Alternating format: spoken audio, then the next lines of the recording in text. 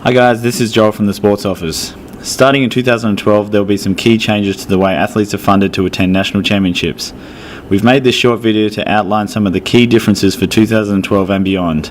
Please spend a couple of minutes to watch it, re-watch it if necessary, and please, if you have any questions or uncertainties about the changes, feel free to contact myself at any time, either by phone or by email.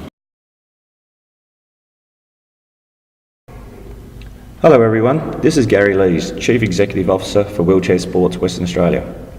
Our organisation has a long history of not only developing some of the world's best Paralympic athletes, but also in supporting athletes at any level to achieve their best.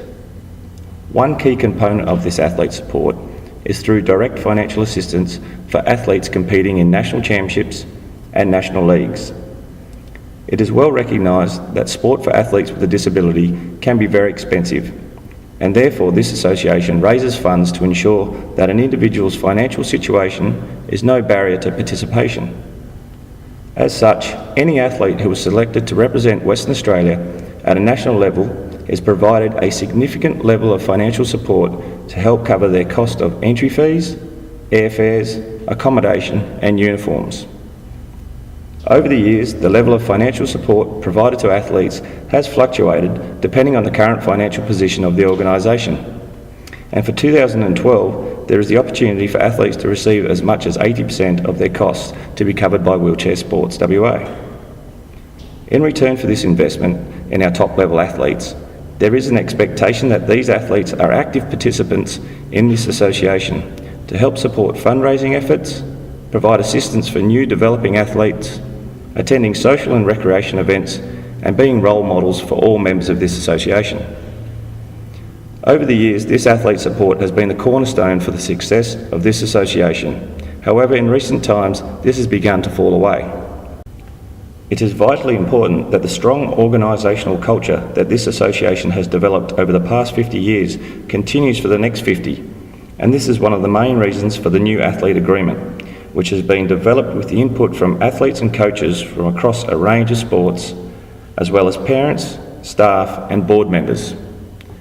Your attendance at events is paramount to ensuring this association continues to grow and flourish, and could help inspire the next Louise Savage, Priya Cooper or Justin Eveson. I hope you all take this important role on board as leaders and role models of this fantastic organisation, and I look forward to seeing your successes in 2012 and into the future. By now you should have all received your 2012 athlete agreements. I do recommend you have a printed version with you as we go through and highlight some of the key changes. The 2012 athlete agreement is similar to previous agreements, and so much of what you will read in the document you would have read before. This funding agreement applies to athletes that are attending national championships. It is for contributing members of Wheelchair Sports Western Australia, and we want to encourage all athletes to send in a written report to the Sports Office after their competition. In 2012, funding will remain at 70%, with a bonus 10% available to athletes that manage to win the national championships. If you turn the page, you can read through the full list of expectations. They are different for every sport, but we need to make sure that every athlete is a financial member of Wheelchair Sports. All athletes must also abide by the association's code of conduct and provide active support to the association by attending events and supporting the association where necessary. Athletes must also meet all sporting requirements for their chosen sports. As previously mentioned, in 2012 funding will remain at 70%, with a bonus 10% on offer to athletes that manage to win national championships. Athletes will earn their funding by attending Wheelchair Sports events. Each event an athlete attends contributes 10% towards their total funding. Athletes that attend 7 events throughout the year will be eligible to receive the maximum 70% funding. Please note that the Sports Star of the Year Awards, AGM and one fundraising event per year are compulsory events for athletes. You can turn to page 8 of your agreement and you will see an example of an athlete that has achieved maximum funding.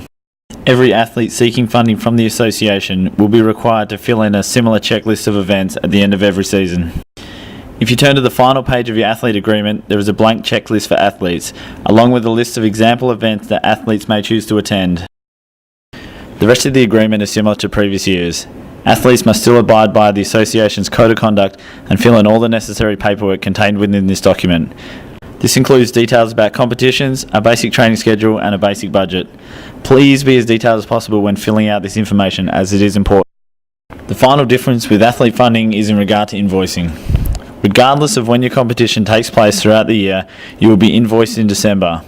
The same rule applies for those people who pay for their own travel upfront and seek reimbursement from Wheelchair Sports. In December each year, athletes will be required to submit their completed checklist of events to the sports office. Invoices will then be issued to athletes based on events attended throughout the year, and new agreements will be sent to athletes.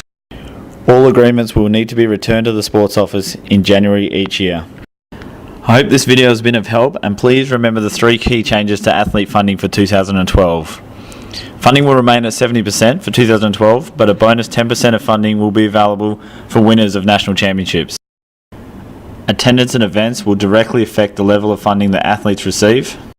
Regardless of whether you compete in February or you compete in November, all invoices and reimbursements will be issued in December. Please have a good read through your athlete agreements, re-watch this video if necessary, and if you have any further questions or queries, don't hesitate to contact me at any time on the details shown.